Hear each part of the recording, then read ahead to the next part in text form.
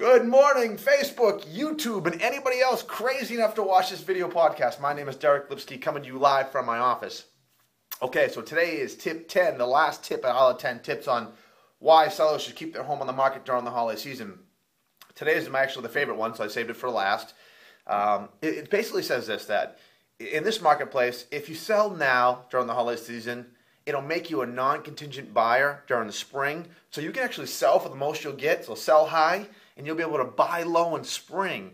And if it's the most truthful one I've ever seen, that it's true that I've worked with people that I sell their home, they rent, or they have a delayed closing, so they can actually get as much as they can for the property, then buy when all the homes are on the market and the prices have come down a bit because they're so competitive.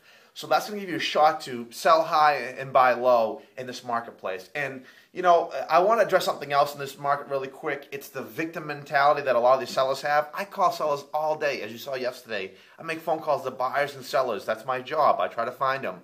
And sellers have this mindset where they're always the victim. Stop being the victim. They're a victim of this economy. They're a victim of the market. They're a victim of their agent. You know, nothing's selling. No banks are lending. Buyers aren't buying.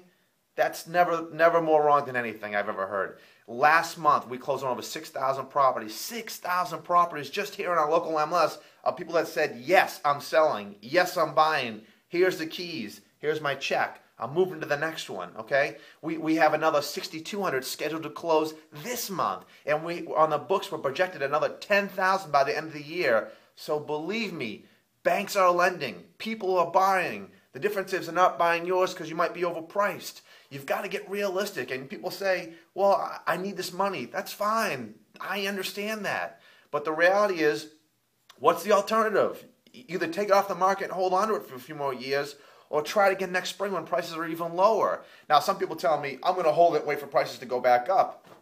Hey, I get that. You know, I understand that. That's an honest response. But the reality is this. When prices go up for your house, what's going to happen to the house you're going to buy? Exactly.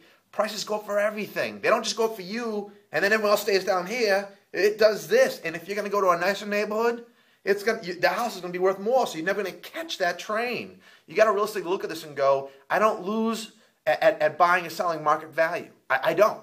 You feel like you're taking less, but the guy who's selling is taking less too.